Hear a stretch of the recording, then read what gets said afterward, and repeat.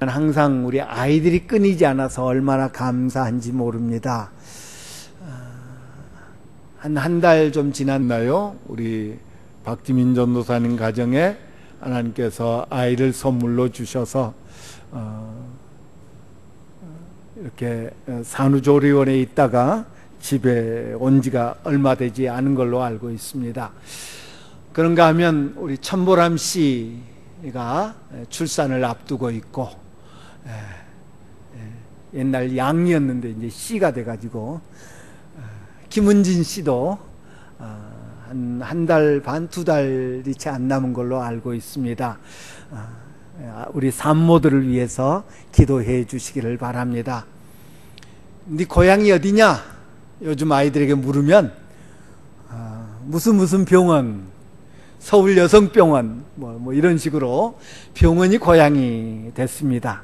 그리고 을에 이제 병원에 잠깐 있다가 산후조리원으로 가서 돌봄을 받습니다. 병원에 있을 때, 산후조리원에 있을 때 간호사들이 또 돌보시는 분들이 돌봐줘서 그렇게 실감이 나지 않은데, 이제 아이가 집에 들어오면 그때부터 그 집의 모든 것이 바뀌기 시작합니다. 아이 때문에, 아이가 집에 들어오면 바뀝니다. 많은 것들이 바뀝니다.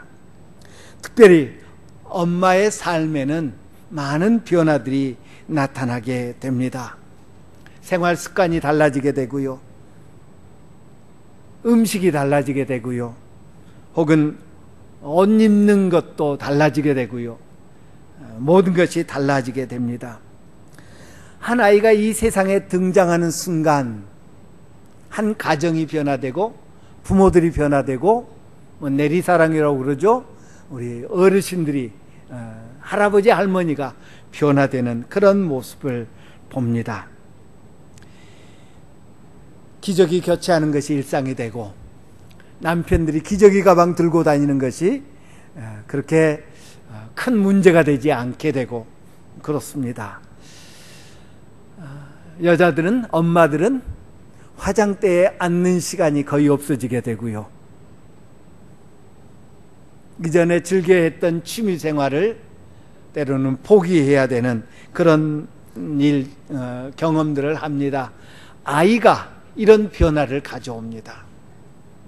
한 아이가, 많은 사람에게 알려지지 않은 한 아이가 어떤 가정에 들어올 때에 많은 변화들이 나타납니다. 2000여 년 전에 한 아이가 이 세상에 왔고, 그 아이는 이 세상을 변화시켰습니다. 이 세상에 엄청난 영향을 끼쳤고, 세상은 더 이상 예전 같지 않아서 그 아이의 태어남을 인해서 세상은 전과 후로 나뉘는 그런 역사가 있었습니다. 오늘 본문에 보면 마리아와 요셉의 가정에 25절에 보니까 아들을 낳았다, 그 이름을 예수라 했다 라고 말하고 있는 것을 봅니다. 예수라는 아이가 마리아와 요셉의 가정에 들어왔습니다. 아니, 인간의 역사에 예수라는 한 아이가 인간의 역사에 개입하기 시작했습니다. 그로 말미암아 어떤 변화들이 나타났는가, 또 어떤 변화를 일으켜야 되는가 하는 것을 우리 대강절에 함께 생각하려고 합니다. 한 아이가 산후조리원에서 나와서 집에 들어오면 그 가정에 변화가 나타납니다. 먼저는 우선순위의 변화가 나타납니다. 모든 것이 그 아이에게 우선순위가 맞춰집니다. 첫째는 시간의 우선순위가 달라집니다. 부모들이 보내는, 엄마 아빠가 보내는, 혹은 할아버지 할머니가 보내는 그 시간의 변화를 일으킵니다. 아이들은 전적으로 부모에 의존하여야 하기 때문에 그 아이에게 맞춰서 모든 것을 시간을 조정하는 그런 모습을 봅니다. 김지민 전도사에게 종종 묻습니다. 아이 잘 자? 아이 잘 자? 낮밤이 바뀌어서요, 낮에는 꼬집어도 안 일어나요. 밤에는 그냥 소리를 높여서 울어요 그러더라고요. 엊그제 또 물어봤어요. 이제 좀 나아졌어요. 이제 밤에 좀 잠 좀 자고 낮에 조금 놀고 그런데요. 아마 아이 키우셨던 모든 분들이 다 경험해 본 일일 겁니다. 아이가 밤에 일어나서 놀자고 그럽니다. 밤에 일어나서 먹을 것을 달라고 칭얼거립니다. 밤에 일어나서 기저귀 갈아달라고 그럽니다. 야, 지금은 잠잘 시간이니까 자야 돼. 자, 그냥 자. 불편해도 그냥 자. 배고파도 그냥 자. 아니라 부모는 기꺼이 일어나서 젖을 먹이고 기저귀를 갈아주고 자지 못하고 칭얼대는 아이와 시간을 보냅니다. 아빠들은 퇴근하는 시간이 달라집니다. 가능한 한 야근을 하지 아니하고 가능한 한 다른 시간을 잡지 아니하고 일찍 집에 들어오려고 애씁니다. 부모들이 아이들과 시간을 보내느라고 때로는 어려움을 겪기도 합니다. 시간을 쪼개야 합니다. 나를 위한 시간을 가질 여유가 없게 됩니다. 그럼에도 불구하고 아이에게 시간의 우선순위를 하려 합니다. 왜지요? 아이를 사랑하기 때문에. 그 아이가 내 아이, 그 아이가 우리 아이이기 때문입니다. 예수님이 우리 인생에 들어오시면 우리 삶의 우선순위가 바뀝니다. 바뀌어져야 합니다. 시간의 우선순위가 바뀌어져야 합니다. 다윗은 시편 1편에서 이렇게 고백합니다. 오직 여호와의 율법을 즐거워하여 그의 율법을 주야로 묵상한다고 그렇게 말하고 있는 것을 봅니다. 하나님과 말씀을 통해서 하나님의 음성을 듣는데 시간의 우선순위를 둡니다. 항상 기도하라고 말씀하신 것처럼 기도를 통해서 하나님과 교제하는데 우선순위를 하려 합니다. 그런가 하면 성도들과 같은 하나님의 백성인 성도들과 교제하는데 시간을 할애하기도 합니다. 사도들의 가르침을 받아 서로 교제하고 떡을 떼며 오로지 기도하기를 힘썼다. 예수님이 삶에 들어온 예수님을 인생에 모신 그런 사람들의 아름다운 모습을 사도행전 2장은 기록하고 있는 것을 봅니다.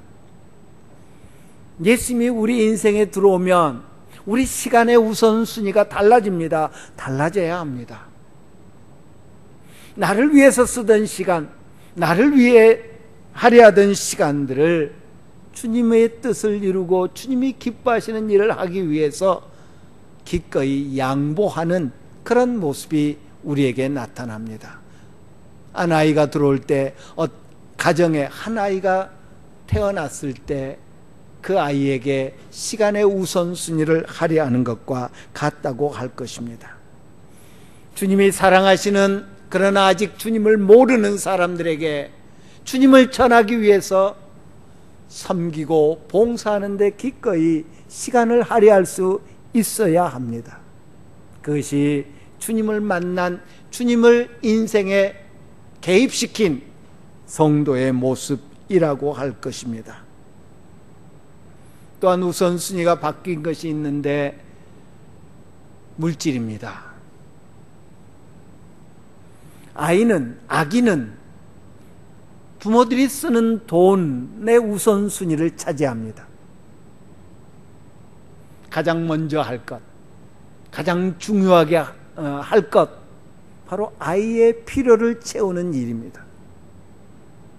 인터넷 표현을 보면, 인터넷에 이렇게 올라오는 표현들을 보면 옛날에는 돈 벌러 간다 그랬는데 요즘은 분유값 벌러 간다, 기저귀 값 벌러 간다, 그런 표현을 쓰더라고요. 아이가 집에 들어오는 순간 우선순위가 바뀌는데 물질의 우선순위가 달라지더라라는 것입니다. 우리 자신의 필요를 채우기 위해서 나의 취미생활, 나의 안일함, 이것을 구하는데 썼던 그 물질이 이제는 아이에게로 돌아갑니다. 네, 나는 사지 못해도 아이 것은 삽니다. 나는 먹지 못해도 아이들을 위해서 좋은 것을 먹이려고 애씁니다. 이것이 부모의 모습이지요. 예수님도 우리의 물질의 방향을 트셨습니다.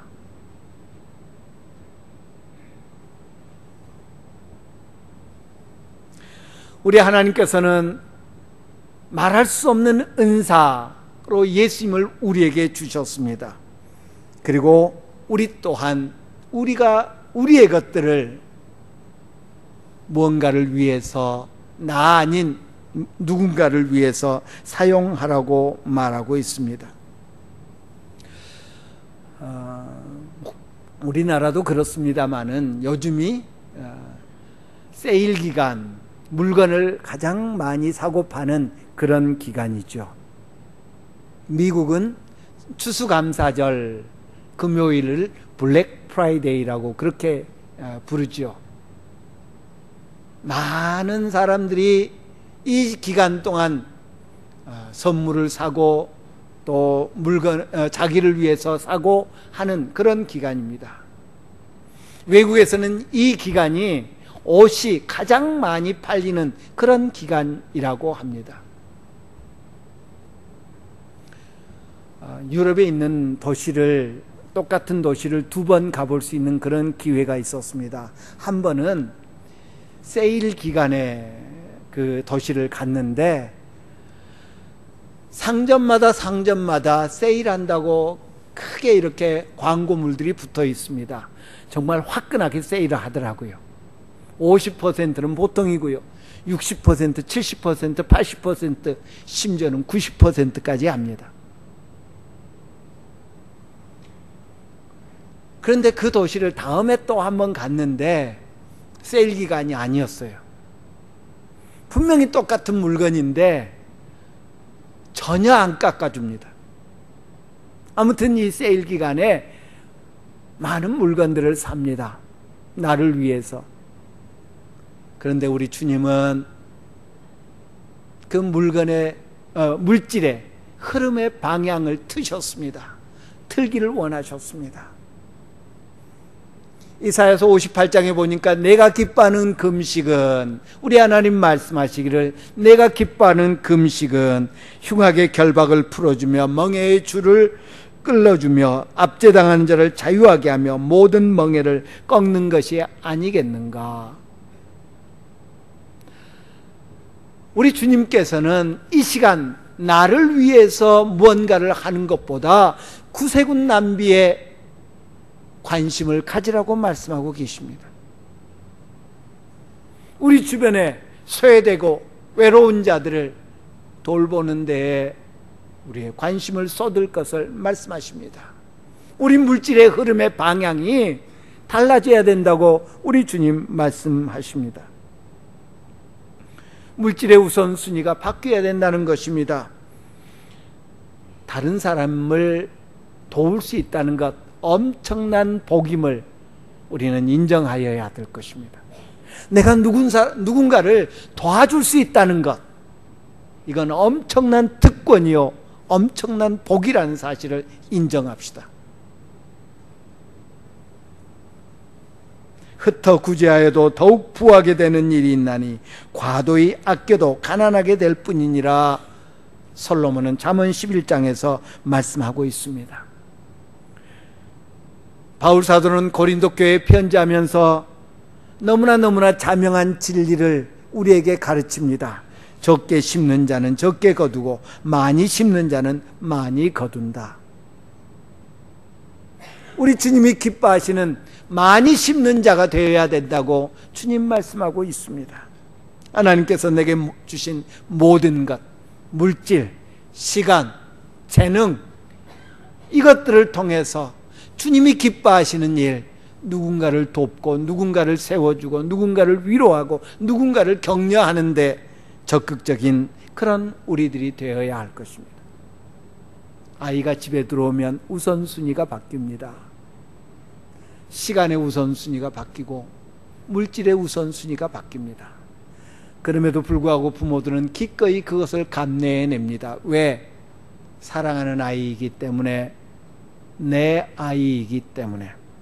우리가 주님을 사랑한다면, 주님과 우리의 관계가 이렇게 사랑의 관계로 정립되었다면 우리의 우선순위는 바뀌어야 할 것입니다. 아이는 부모의 성품을 변화시킵니다. 아이가 집에 들어오는 순간 부모들은 인내를 배우기 시작합니다.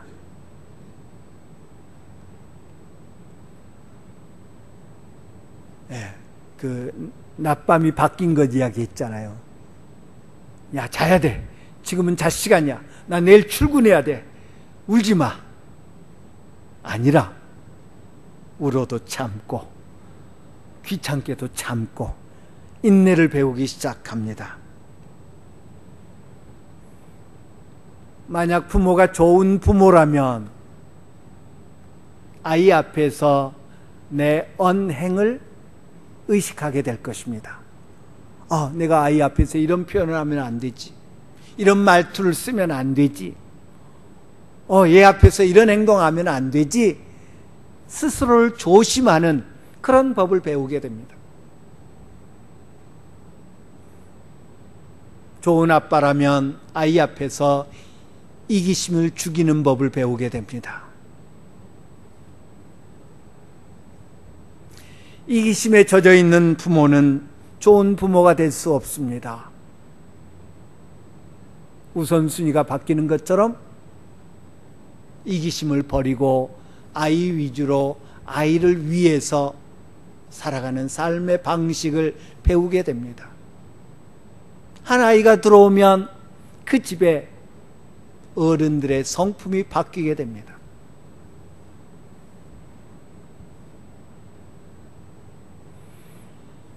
저희 선친께서 제게 참 엄하게 하셨는데, 내리사랑이라고 그러던가요? 저희 아이들이 태어나서 한 반년, 1년 정도를 지방에 계시는 저희 부모님께서 돌봐주신 적이 있습니다. 한 번은 사진을 찍어서 보내셨어요. 그 사진을 보는 순간 저는 요즘 아이들 표현으로 헐 했습니다. 저희 아버님이 포대기에 손녀를 업고 계시더라고요. 상상도 못할 그림입니다. 아이가 할아버지를 변화시킨 겁니다. 한 번은 우리 아들이 어렸을 때, 아주 어렸을 때 뭔 잘못을 해서 제가 야단을 쳤습니다. 말로. 고등학교 때까지 회초리를 들으셨던 저희 선친께서는 못하게 합니다. 야단치지 못하게 합니다. 그러면서 하시는 말이, 애들은 다 그런단다. 저는 애 아니었었나요?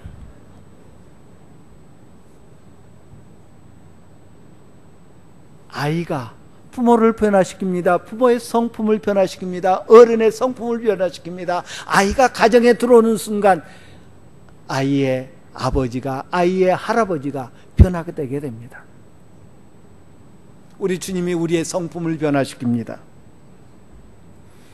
예수님은 바울 사도를 통해서 우리에게 말씀하십니다. 그런즉 누구든지 그리스도 예수 안에 있으면 새로운 피조물이라. 이전 것은 지나갔으니 보라 새 것이 되었도다 라고 말씀하셨습니다. 예수님은 우리를 변화시키시는 분입니다. 예수님이 우리 삶에 들어오는 순간 우리 심령들은 변화되어지는 줄 믿습니다. 예수님은 우리가 구원받기 전에 사랑하였던 모든 것들을 바꾸게 만듭니다. 추구했던 모든 것들을 배척하게 만드시는 그런 분이심을 봅니다. 바울 사도가 그처럼 귀하게 여겼던 모든 것들, 예수님이 그 인생에 들어오는 순간 그는 그 과거에 추구했던 가치들을 배설물로 여겼다라고 고백하는 것을 봅니다. 그분은 우리의 마음을 변화시킵니다. 예수님이 우리 삶에 들어오실 때 우리는 그리스도인의 덕을 실천하는 자가 되게 됩니다. 베드로 사도는 말하기를 그러므로 너희가 더욱 힘써 믿음의 덕을, 덕의 지식을, 지식의 절제를, 절제의 인내를, 인내의 경건을, 경건의 형제 우애를, 형제 우애의 사랑을 더하라 라고 말씀하십니다. 예수님이 우리 인생에 들어오는 순간 우리에게는 이런 열매들이, 이런 성품들이 나타나야 합당하다는 말입니다. 릭 워렌 목사님은 예수님이 우리로 평안하고 잘 갖춰진 삶을 살게 하기 위해서 십자가에 죽으신 것 아니다. 그는 우리를 천국에 데려가시기 전에 우리를 당신처럼 만들고 싶어 하신다. 이는 우리의 가장 위대한 특권이요 우리의 즉각적인 책임이자 궁극적인 운명이다 라는 말을 했습니다. 잘 먹고 잘 살라고 예수님이 땅에 오셨고 십자가에 죽으신 것 아니다. 우리로 풍족한 삶을 살라고 예수님이 그렇게 하신 것 아니다. 예수님이 정말 원하시는 것은 우리가 예수님처럼 되기를 원하신다.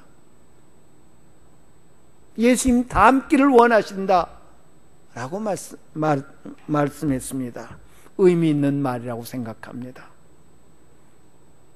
예수님이 여러분의 인생에 들어오셔서 여러분의 삶에, 여러분의 성품에, 여러분의 인격에 어떤 변화가 나타났습니까? 어떤 열매들이 우리의 삶에 나타나고 있느냐 우리는 늘 점검하여야 할 것입니다. 아이가 들어오면 부모의 성품이 바뀝니다. 예수님이 들어와서 우리의 성품이 바뀌어져야 될 줄 믿습니다. 아기는 부모들의 감정을 변화시킵니다. 아이는 어른들의 마음을 부드럽게 합니다. 많은 가족에서 아기는 분열된 다툼이 있는 어른들의 마음을 누그러뜨리는 역할을 합니다. 아기는 우리 인생을 참으로 화려하게 만듭니다. 아름답게 만듭니다. 아이가 있어야 웃는다고 그러잖아요. 아이의 귀여운 웃음, 베넷짓, 얼굴 표정들, 혹은 어디선가 보고 따라하는 몸짓들, 그 모든 것들이 부모에게 큰 기쁨을 안겨줍니다. 아이를 키우는 것은 매우 힘듭니다. 그러나 매우 보람된 일입니다. 긴 하루, 힘든 하루를 마치고 집에 들어왔는데 귀여운 아이의 웃음은 그 모든 피곤을 잊게 만들기에 충분합니다. 실망감, 압박감, 좌절감, 이 모든 것들로부터 소망을 발견하게 해주는 것이 아이들의 미소입니다. 아이가 부모의 마음에 기쁨을 주고 평안을 주고 소망을 주는 것처럼 우리 예수님도 우리 삶에 영향을 끼칩니다. 우리 마음에 영향을 끼칩니다. 예수님은 이 땅에 오셔서 우리 삶에 개입하셔서 우리에게 궁극적인 기쁨을 줍니다. 바울 사도는 그래서 빌립보서 4장에서 항상 기뻐하라, 내가 다시 말하노니 기뻐하라 라고 말씀하지 않았습니까? 베드로 사도는 우리가 예수를 보지 못하였으나 사랑하는도다. 이제도 보지 못하나 믿고 말할 수 없는 영광스러운 즐거움으로 기뻐한다 라고 그렇게 고백하고 있는 것을 봅니다. 예수님은 지금은 너희가 근심하나 내가 다시 너희를 보리니 너희 마음이 기쁠 것이요 너희 기쁨을 빼앗을 자가 없으리라. 예수님을 만나면 예수님께서 우리에게 기쁨을 주시는데 그 어떤 것도 그 기쁨을 앗아가지 못한다고 말합니다. 마음에 우울함이 있습니까? 마음에 눌림이 있습니까? 예수님이 여러분의 삶에 개입하도록 허락하시기를 바랍니다. 주님이 주시는 기쁨은 세상에 그 어떤 것도 앗아갈 수 없다고 분명히 약속해 주셨기 때문입니다. 그래서 다윗은 고백하기를 주께서 내 마음에 두신 기쁨은 그들의 곡식과 새 포도주가 풍성할 때보다 더하니이다 라고 고백했습니다. 물질이 주는 기쁨, 세상이 주는 기쁨, 그것은 잠깐 있다가 없어질 수 있지만 우리 주님의 주시는 기쁨은 그 어떤 것보다도 크고 새롭고 변치 않는다는 사실을 기억하여야 할 것입니다. 아이가 우리에게 기쁨을 줍니다.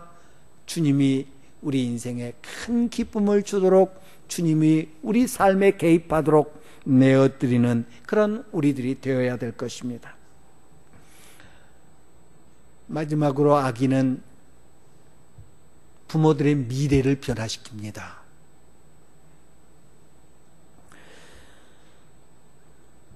많은 엄마들은 새로 태어난 아이의 돌봄을 위해서 직장을 포기하기도 합니다. 물론 여건이 허락지 않아서이기도 하겠지만 자녀 양육이 너무나 귀하기 때문에 아이를 위해서 기꺼이 자신의 미래를 희생하기까지 합니다. 부모들은 아이를 키우기 위해서 많은 것을 희생합니다. 남편과 아내가 미래를 향한, 그 가정의 미래를 향한 계획을 세울 때 항상 빠지지 않는 것이, 아니 우선순위에 두어지는 것이 아이입니다.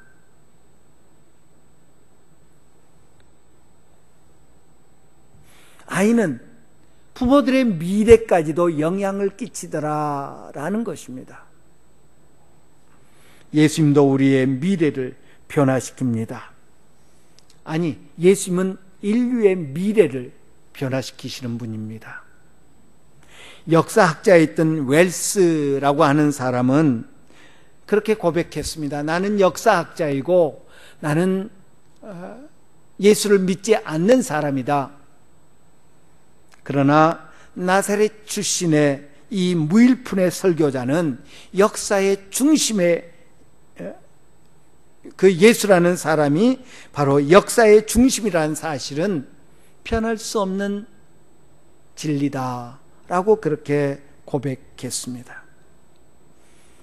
불신자의 시각에서 봐도 예수는 역사의 중심이요 역사를 좌우하는, 역사를 본질적으로 바꾸는 그런 분이시다라는 것입니다. 예수님이 이 땅에 오셨기 때문에 우리는 하나님의 자녀로 받아들여질 수 있게 되었습니다. 예수님이 이 땅에 오셨기 때문에 우리는 지옥에서, 음부에서 영원히 보내지 않을 수 있게 되었습니다. 예수님이 오셨으므로 우리는 하나님과 함께할 권리를 갖게 되었습니다. 예수님이 오셔서 십자가에 죽으셨기 때문에 우리는 하나님과 화목할 수 있게 되었습니다. 예수님이 오셨기 때문에 우리는 하나님과 영원히 살 수 있게 되었습니다. 예수님이 오셨기 때문에 우리가 앞으로 당할 수 있을 모든 슬픔과 질병과 고통과 죽음에서 자유할 수 있게 되었습니다. 예수님을 환상 중에 보았던 요한은 그렇게 고백합니다. 모든 눈물을 그 눈에서 닦아주시니 다시는 사망이 없고 애통하는 것이나 곡하는 것이나 아픈 것이 다시 있지 아니하리니 처음 것들이 다 지나갔음이라 라고 요한계시록 21장에서 말씀하고 있는 것을 봅니다. 예수님은 단순히 우리의 운명만 바꾸실 뿐만 아니라 그의 피조물 모두를 변화시키시는 분임을 고백합니다.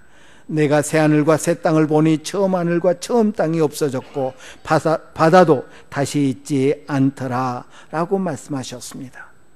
보좌에 앉으신 이가 말하기를 보라 내가 세상을 만물을 새롭게 하노라 라고 말씀하십니다. 우리 하나님은, 우리 주님은 변화를 일으키시는 분입니다. 우리 하나님은 미래를 바꾸시는 분입니다. 불안하고 두려움이 있습니까? 주님이 우리 인생에 들어오도록 자리를 내어드리시기를 바랍니다. 염려되고 미래가 걱정되고 아이들의 장래가 걱정되고 그럴 때마다 주님 개입해 주시라고, 주님이 간섭해 주시라고, 주님이 오셔서 우리 아이들의 인생을 변화시켜 달라고 요청하는 그런 우리들이 되어야 할 것입니다. 주님은 변화시키십니다. 한 아이가 어떤 가정에 들어올 때 엄청난 변화가 나타나는 것, 그 훨씬 이상으로 주님은 변화를 일으키시는 분입니다. 그 변화가 우리 마음에 들지 않을 수도 있습니다. 때로는 결혼하고 이렇게 살아야지, 아내와 더불어서 혹은 남편과 더불어서 이렇게 즐겨야지 라고 했는데 예기치 않게 아이가 태어나서 그 모든 계획을 포기해야 될 경우도 있습니다. 그럼에도 불구하고 그 아이가 주는 기쁨은 그 다른 그 무엇과도 바꿀 수 없는 것이기 때문에 그 변화에 우리는 순종하여야 합니다. 주님이 우리 인생에 일으키실 변화, 때로는 우리 마음에 들지 않을 수 있습니다. 때로는 내가 지향했던 것과 다를 수 있습니다. 그럼에도 불구하고 주님이 우리 인생에 들어오셔서 변화를 일으키실 때에 그 변화에 복종하시기를 바랍니다. 주님이 여러분의 인생에 들어오셔서 여러분의 삶의 변화가 나타나기 시작했습니까? 주님이 여러분의 인생에 들어오셨습니까? 그렇지 않다면 성탄절은 기쁨의 날이 아닙니다. 성탄절을 기뻐하지 마십시오.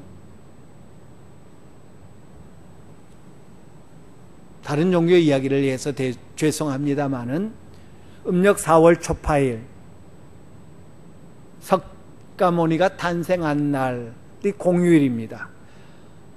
여러분 그날 기뻐하시죠? 네, 놀아서, 회사 안 가서, 출근 안 해서, 공휴일이어서. 그러나 그 기쁨은 참된 기쁨이 아니지요. 마찬가지로 예수님이 내 인생에 들어오지 않으셨다면, 예수님이 내 인생에 역사하지 않으셨다면 성탄절은 의미가 없습니다. 그냥 공휴일일 뿐입니다.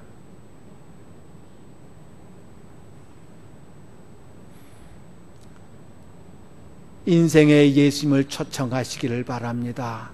예수님을 우리 인생에 초청해서 예수님이 내 인생에 들어오셨기 때문에 진정한 기쁨의 성탄절을 맞이하는 2017년 성탄절이 되시기를 간절히 바랍니다. 구원받은 사람들은, 예수님을 인생에 초청한 사람들은, 예수님께서 인생에 들어온 그런 사람들은 우선순위, 성품, 감정, 그리고 미래의 변화를 나타냅니다. 이는 내가 노력해서 되는 것이 아니라 주님이 일으키시는 변화입니다. 주님이 들어오셨기 때문에 일으키는 변화입니다. 마치 한 아이가 집에 들어왔을 때 그 아이로 인해서 나타난 변화인 것처럼 내가 노력하고 내가 애써서 미래를 바꾸고, 내가 애써서 내 기분을 바꾸고, 내 감정을 바꾸고, 내가 애써서 내 성품을 바꾸고 아니라 주님이 들어오셔서 주님이 개입하심으로 주님과 사랑의 관계가 형성됨으로 이루어지는 변화임을 우리는 인정하여야 할 것입니다. 중요한 것은 주님을 내 인생에 초청하는 것입니다. 주님이 내 인생에 들어오는 것입니다. 주님이 내 인생에 간섭하는 것입니다. 주님이 내 인생의 우선순위가 되고, 그래서 주님으로 인한 변화가 우리에게 나타나야 될 것입니다. 이미 삶의 변화가 나타났다면 그 변화로 인해서 하나님께 찬양합시다. 날마다 그 변화를 경험할 수 있도록 우리 삶의 자리를 항상 주님께 내어드리는 그런 우리들이 되어야 될 것입니다. 우리의 생각, 태도, 말, 행동, 이 모든 것에 주님이 개입하실 수 있도록 주님을 우리 삶에 초청하는 그런 심령들이 되어야 될 것입니다. 주님은 우리에게 변화를 일으키기를 원하십니다. 주님은 우리가 예수 믿고 구원받았다는 그 단순한 확신뿐만 아니라 주님 때문에 우리의 삶이 변화되어져서 점점 주님을 닮아가는 삶을 살기를 원하신다는 사실을 기억합시다. 아이들이 부모를 닮는 것, 부모에게 큰 기쁨입니다. 제 이야기를 해서 죄송하지만 우리 큰아이가 태어났을 때 열이면 열 다 엄마 닮았다고 해서 사실 기분 별로 안 좋습니다. 어떻게 저를 닮았다는 사람을 제가 찾아보지를 못했어요. 다 엄마 닮았다, 다 외탁했대요. 그러냐고 그냥 대수롭게 넘기는 듯 했지만 제 마음속에는 생채기가 상당히 났었습니다. 근데 요즘에는 또 다들 저 닮았대요. 기분 좋더라고요.